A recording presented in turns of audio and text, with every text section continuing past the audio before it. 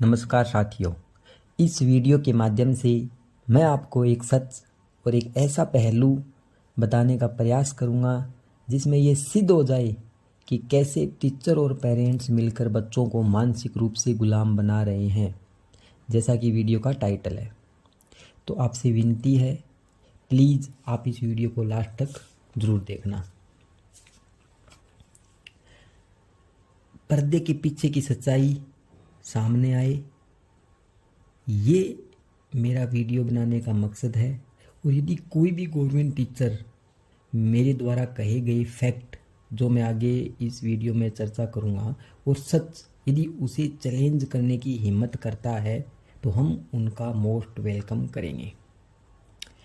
इस एक वीडियो में पूरा कच्चा चिट्ठा खोलना थोड़ा मुश्किल है, लेकिन फिर भी कुछ हिस्सा इस वीडियो के माध्यम से मैं आपको बताऊंगा। तो कुछ एग्जाम्पल की सहायता से जो सच्ची घटना है उनसे मैं स्टार्ट करना चाहूँगा। जैसे मैं मान लो मेरा है एग्जाम्पल नंबर 1। तो सबसे पहले मैं बताऊं कि मेरे साथ ऐसा क्या हुआ कि मुझे यह वीडियो बनानी पड़ी। तो बात है आज से लगभग 9-10 साल पहले, जब मैं सीकर गया और पीएमटी जिसे आज नीट के नाम से जानते हैं उसकी प्रिपरेशन करने के लिए, और उसमें सिलेक्शन ना होने के कारण मैंने कंपाउंडर या नर्सिंग बीएससी नर्सिंग में मैंने एडमिशन लिया टांटिया यूनिवर्सिटी श्री गंगानगर में। और जैसे ही मैंने वहाँ पर एडमिशन लिया मुझे एहसास हो गया कि जो पढ़ाने वाले टीचर हैं वो बिल्कुल फ्रॉड, घटिया, और उन्हें मैं जो भी शब्द कहूँ वो हैं। और ये हर स्कूल के टीचर का यही हाल है, ऐसा मैं सिद्ध कर दूंगा धीरे धीरे, आप बस पूरा वीडियो देखें। तो उन्हें न पढ़ाना आता था, उन्हें बस फ्रॉड करना आता था, जैसा आप इस वीडियो में देखेंगे। तो मुझे एहसास हो गया कि ये तो अनपढ़ है, इनको न पढ़ाना आता न कुछ ये जानते। धीरे धीरे फिर मैं उस कॉलेज के अंदर आगे टाइम बढ़ा, पेपर आए, पेपर हमारे पास पहले ही आ गए। ठीक है, मतलब जो घटना मेरे साथ हुई, सबसे पहले टीचरों का अनपढ़ होना, सेकंड थिंग पेपरों का लीक होना, थर्ड पेपर लीक क्यों किए गए, क्योंकि उन्होंने पढ़ाया नहीं, वो अनपढ़ थे, उन्होंने पढ़ाया नहीं। तो बच्चों को पास कराने के लिए उन्होंने सबसे पहले एक तरीका निकाला पेपर लीक का। पेपर लीक करने के बावजूद, क्योंकि वो एक रात के अंदर याद करना थोड़ा मुश्किल होता है, तो बच्चों के लिए एक फैसिलिटी दे दी नकल मारने की, चीटिंग की, कि आप चीटिंग भी कर सकते हो। ठीक है, तो यानी कि ये हो गया थर्ड लेवल कि वहाँ पे नकल भी आम बात थी, मैं खुद माइक्रो कॉपी करके ले गया था। उसके बाद में आया रिजल्ट। वो रिजल्ट में लगभग 50% बच्चों को फेल किया गया। फेल किस आधार पे किया गया वो मुझे नहीं पता, लेकिन उसका एक मैं और सच सामने लेके आऊँ तो वहाँ पे हमने लगभग जो 50% बच्चे फेल किए गए, उन्होंने जैसे ही रीचेकिंग का फॉर्म फिल करवाया और ओनली रीचेकिंग के माध्यम से उन 50% बच्चे जो फेल हुए उनमें से 50 से 60% बच्चों को दोबारा पास कर दिया गया। कितने रुपए लेकर के? 3000 रुपये लेकर के। यानी कि जिन्होंने कापी चेक की, यदि मान के चलो वो 100 बच्चों की कापी चेक करते हैं तो लगभग 50 बच्चों की कापी गलत चेक करते हैं। तो वो टीचर मैं फ्रॉड मान लिया मैंने। आप कैसा सोचते हैं इसके बारे में आप बता सकते हैं। तो फ्रॉड इस आधार पे नहीं है कि वो पूरा हुआ, पूरा आप सिस्टम देखो। जैसे ही ये पूरा सिस्टम मैंने एनालिसिस किया, मेरा गोड्डे टूट गई, मेरे को रात को नींद न आना, ऐसा मेरे साथ हुआ। तो मैंने सोचा कि इसके खिलाफ थोड़ी आवाज़ उठाई जाए। तो मैं एक एप्लीकेशन लिख कर गया और उनके अंदर जो भी जितने भी पूरा का पूरा ये सिस्टम था, लीक वाला, चीटिंग वाला, रीचेकिंग, फ्रॉड वाला, ये पूरा का पूरा उसके अंदर मेंशन किया। और मैंने जो फीस जमा करवाई 83,000 रुपीज़ एक साल की वो वापस लेने की डिमांड की, और मेरी टीसी को वापस करने के लिए मैंने एप्लीकेशन दी एक प्रिंसिपल को। तो उस टाइम पे कोई भी मेरे क्लास में जितने भी मेरे सहपाठी थे जो उस क्लास से थे, जिन्होंने ये सब देखा, उन्होंने आंख बंद करके मेरे साथ खड़ा न होना, उन्होंने ऐसा डिसीजन लिया और उन्होंने रोका कि ऐसा तू मत कर। फिर भी मैं गया, तो फिर वहाँ से मुझे एक कोई भी सेटिस्फैक्ट्री जवाब नहीं मिला। उन्होंने बस एक ही जवाब दिया कि आप अपने पिताजी को लेके आओ और टीसी ले जाओ, टीसी देने के बारे में हम सोचेंगे, ऐसा उन्होंने कहा। फिर मैंने सोचा चलो ये बात घर पे बतानी चाहिए। तो मैं पिताजी से बहुत ज़्यादा, हमें वैसे जो हमारी वाली पीढ़ी है वो पिताजी से कुछ भी कहने के लिए बहुत ज़्यादा डरती है, तो ऐसा ही मेरा हाल था, तो मैं भी डरता था। तो मैंने सोचा मैं मेरे जीजाजी और मेरे सिस्टर जिनकी शादी नूर सोती बड़ी में की हुई है, तो मैंने मेरे जीजाजी को सब कुछ बताया, मेरी सिस्टर को बताया कि आप पापा को बता दो ऐसा ऐसा कुछ हो रहा है, मेरी ज़िंदगी बर्बाद होने जा रही है और मैं बिल्कुल ख़त्म होने की राह पर मैं चल पड़ा हूँ, और ऐसा कुछ सिस्टम है, आप बचा लो मुझे और ऐसा आप कह दो।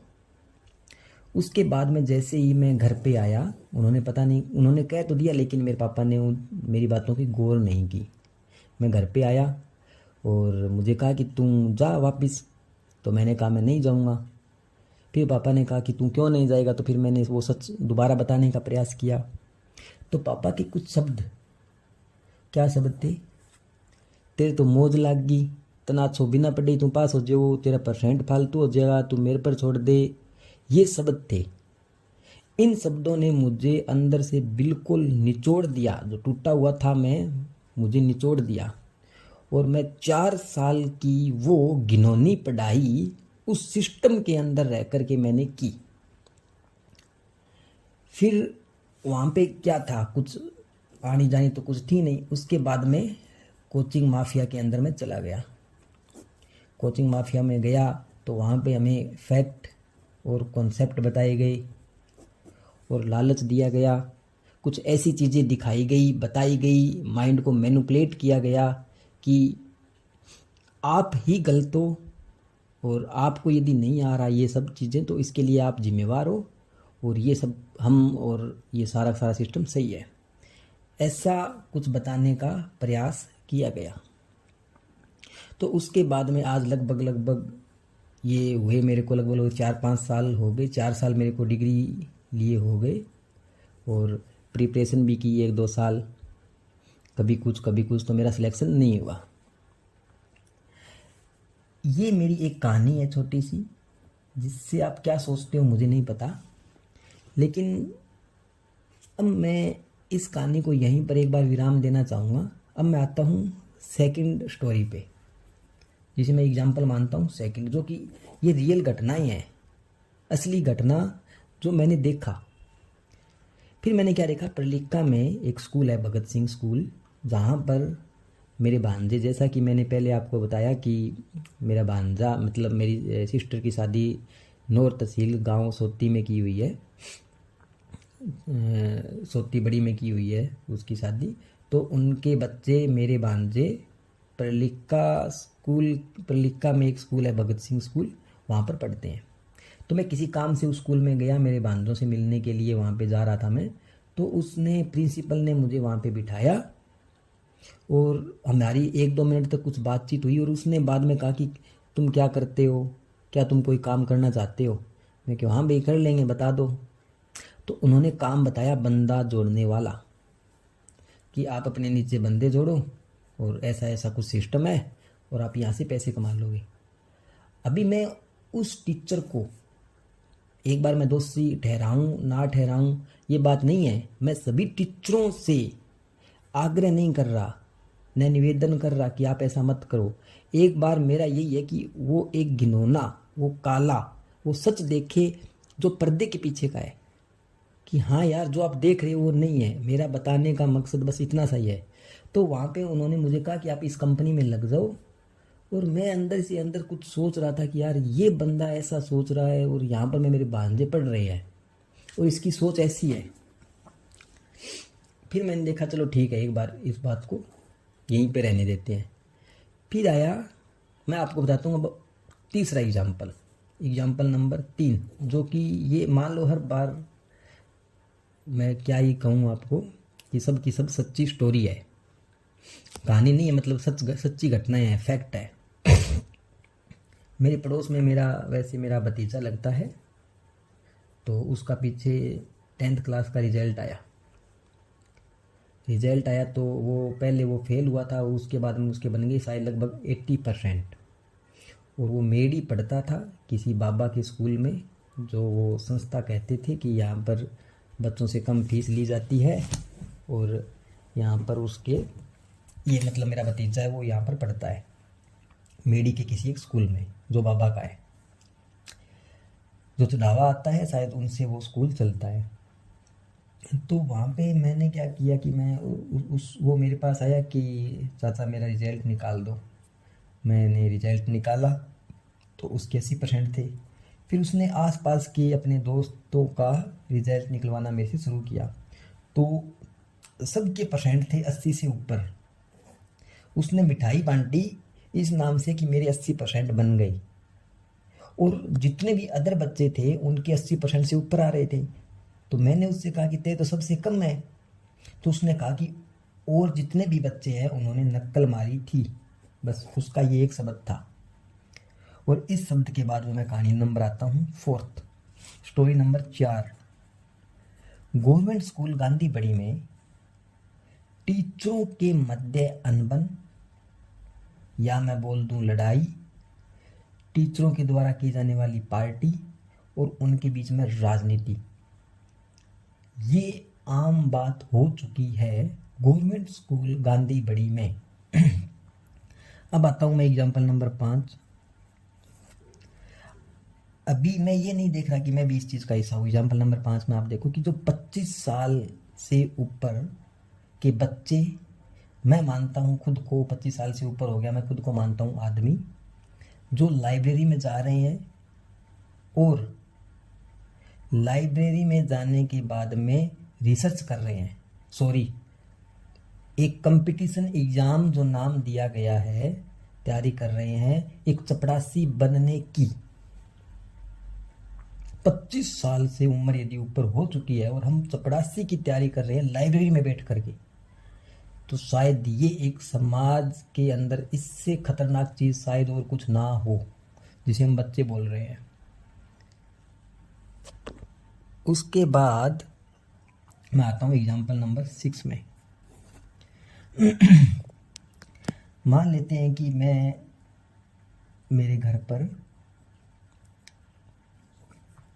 आराम से रहता हूँ, तभी क्या होता है गांव में बजता है डीजे, गांव में बजता है ढोल, और हमारे घर पे कोई देके जाता है मिठाई। किस नाम की? कि फलाना फलाना दिखाना दिखाना बंदा सरकारी नौकरी लग गया। वो सरकारी नौकरी कुछ भी हो कोई मतलब नहीं लगती, लेकिन सरकारी नौकरी लग गया। उसके बाद में मेरी लग जाती है उस दिन, मतलब शाम को मैं खाना कैसे खाता हूँ, रोटी कैसे खाता हूँ, ये मेरा ही जी जाने। आजकल ये आम हो गया है कि किसी फेसबुक इंस्टाग्राम के माध्यम से पता चल ही जाता है मेरे पिताजी को और मेरी वाइफ को।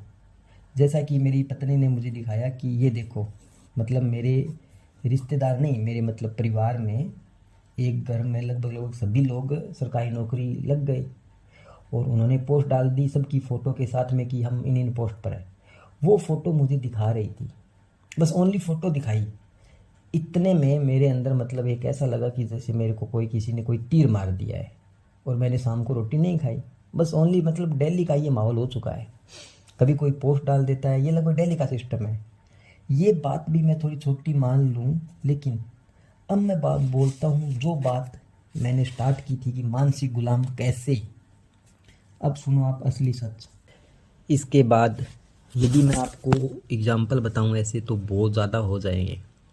अब मैं मेरा एक लास्ट एंड फाइनल एग्जाम्पल, जिससे आपको कुछ फील हो और आप ये सोचने पर मजबूर हो जाएं कि हाँ यार मैं बोल रहा हूँ वो सच है, और आप यदि झूठ लगे तो आप मुझे चैलेंज कर सकते हैं। लास्ट में मैं मेरे नंबर, व्हाट्सएप नंबर और मेरा एड्रेस सब कुछ बताऊँगा।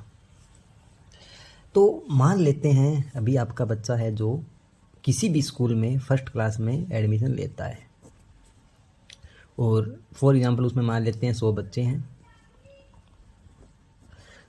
तो यदि आपका बच्चा या आपका बच्चा नहीं, उनमें से ये तो तय है कि जो 50% बच्चे होंगे और जो अलग 50% बच्चे होंगे, उनमें से कुछ बच्चों के नंबर ज़्यादा आएंगे टेस्टों में और कुछ बच्चे के नंबर कम आएंगे, कुछ होशियार होंगे और कुछ कमज़ोर होंगे। तो एक बार हम बात करते हैं आधे बच्चे, तो मान लेते हैं कि हम कहेंगे कि इनको हम 2 हिस्सों में तोड़ो, बच्चों को 2 हिस्सों में बांटो, जो आधे जो कमज़ोर हैं, आधे जो होशियार हैं। तो हम उनका टेस्ट ले सकते हैं और हम बांट सकते हैं। धीरे धीरे इस प्रकार से ये क्रम चलता है। मान लो किसी भी क्लास के ये है, तो हम किसी भी क्लास को यदि 2 हिस्सों में बांटना हो, कमज़ोर और होशियार, जो आपके मायने हैं, जिस भी मायने से आप ये तय करते हो कि ये होशियार है और ये कमज़ोर है, तो वो कमज़ोर बच्चे जिन्होंने आपने टैग लगाया, किन्होंने टैग लगाया? एक टीचर ने उस बच्चे के ऊपर एक टैग लगाया कि आप कमज़ोर हो, पढ़ो। बस उसके माँ बाप ने कि आप कमज़ोर हो, पढ़ो। और ये बात वह लगातार, अब मेरी आप बात को थोड़ा सा आप ध्यान से सुने, वो लगातार 12 साल तक और लगभग महीने में 5-7 बार सुने। एक बच्चा लगातार 12 साल हर महीने में 5-7 बार ये बात सुने कि आप कमज़ोर हो, कमज़ोर हो, कमज़ोर हो, तो 12वीं के बाद में वो मन से क्या सोचेगा ये मुझे बताने की ज़रूरत नहीं है। बात नंबर 2, अब वो बच्चा क्या करेगा? क्राइम या फिर नशा, जो आप सो कॉल्ड देख रहे हो कि समाज का टूटना। क्यों हो रहा है ऐसा? अभी थोड़ा सा और देखेंगे। परिवारों का भी टूटना, और जितने भी ये बेरोजगारी है, जैसे मेरा यदि एक सवाल पूछूं मैं आपसे, वही टीचर, मान लेते हैं किसी भी XYZ कोई टीचर अपनी एक कोचिंग स्टार्ट करता है, वो 100 बच्चों को लेता है, वो कह दे कि मैं इन 100 बच्चों में से 90% से ऊपर बच्चों को रोजगार दे दूंगा, रोजगार के लिए काबिल बना दूंगा, या 100%, 90% से ऊपर यदि वो कह दे ये बात, तो मैं मान लूँगा मैं गलत हूँ। और यदि वो कहे कि मैं 5-7% बच्चों को रोज़गार दे पाऊँगा, वो भी शायद, तो वो टीचर की कमी है। तो इसी पर कारण से एक ऑप्शन हो गया बेरोजगारी। चलो हम सबसे पहले उन 50% बचे हुए बच्चों के बारे में सोचते थे जो कि होशियार हैं, उन्हें कहा गया कि आप होशियार हो। तो जो भी बच्चा जो क्लास में आता है 1 से या टॉप 10 रैंक जिनकी आती है हर बार, तो उनके मन में क्या होगा? जैसे मान के चलो एक कोई भी ABC 3 बच्चे हैं, कभी A फर्स्ट आ गया, कभी B आ गया, कभी C आ गया। इस प्रकार से उनके बीच में क्या हो गई? होड़। धीरे धीरे वो क्या बन जाता है? लोभ और लालच, और उनके अंदर घमंड और खुदगर्ज होना उनके लिए वैसा ही होगा, क्योंकि वो एक बार ये सोचेगा कि मेरे नंबर कितने हैं ये फ़र्क नहीं पड़ता, मैं फर्स्ट आ रहा हूँ कि नहीं आ रहा, ये ज़्यादा फ़र्क पड़ता है उनको। जो बच्चे फर्स्ट आ रहे हैं, और यदि वो एक बार सेकंड भी आ जाए ना, तो उनको नींद नहीं आती। ऐसा मैंने देखा है, आपने नहीं देखा तो कोई बात नहीं, ठीक है। तो यानी कि उन बच्चों का मन कैसा है वो आप सोचने का प्रयास करो। क्या वो एक समाज, बेहतर समाज बनाने में अपना योगदान दे सकते हैं आगे जा कर के?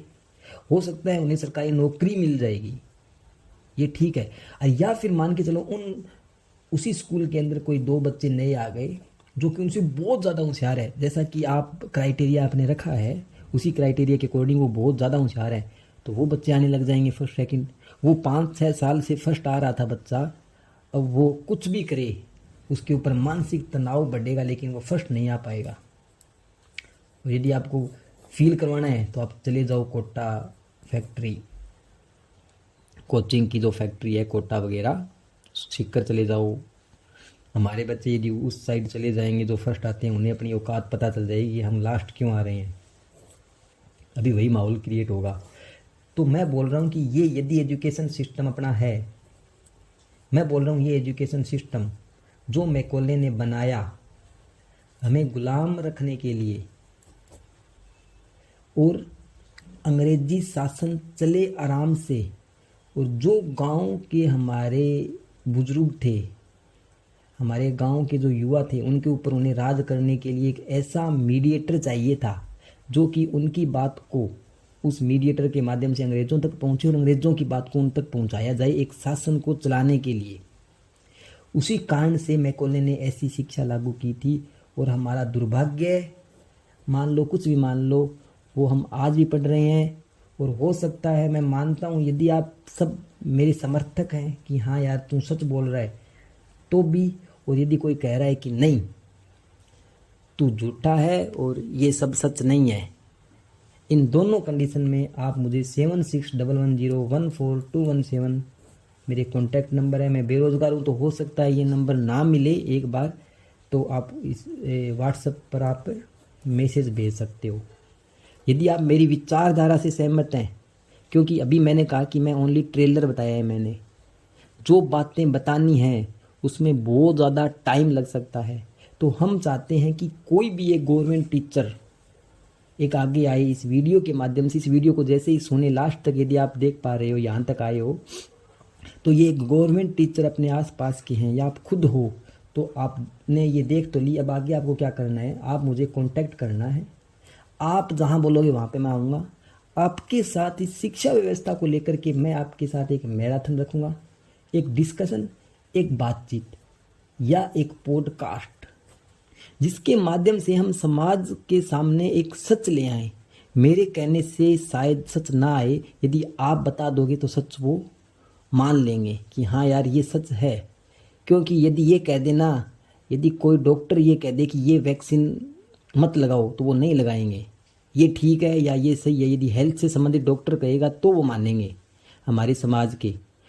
और मैं चैलेंज कर रहा हूँ टीचरों को इस बात को लेकर के कि मैं सच हूँ और आप ये सिद्ध कर दो कि मैं झूठ हूँ, बस। तो इसलिए मैं आपसे निवेदन कर रहा हूँ, आप आओ। बस डिस्कशन करने में क्या जाता है, आपका 1-2 घंटा टाइम लगेगा। एक महा मैराथन रखेंगे। मेरे कुछ जो सवाल है बेरोजगारी को लेकर के, जो मैं आपके ऊपर ये जिम्मेवारी सौंप रहा हूँ, आपको जिम्मेवार बता रहा हूँ। समाज में होने वाले नशे, क्राइम, समाज में अस्थिरता, समाज का टूटना बिखरना, इन सब के पीछे जिसे मैं जिम्मेदार बता रहा हूँ वो आपको बता रहा हूँ। आप कौन? Government teacher. और यदि आप अपने ऊपर ये जो इल्ज़ाम मैंने लगाया है, इसे या तो आप स्वीकार करो, और यदि स्वीकार नहीं करते कि ये इल्ज़ाम झूठा है, तो आप सिद्ध करो। और सिद्ध करने के लिए जैसा कि मैंने आपको नंबर बताया, उस पर एक बार कॉन्टैक्ट और कॉल करें, और हम एक महा मैराथन रख सकते हैं इससे संबंधित बात करने के लिए कि समाज के सामने जो है वो सच्चाई आ जाए। Thank you.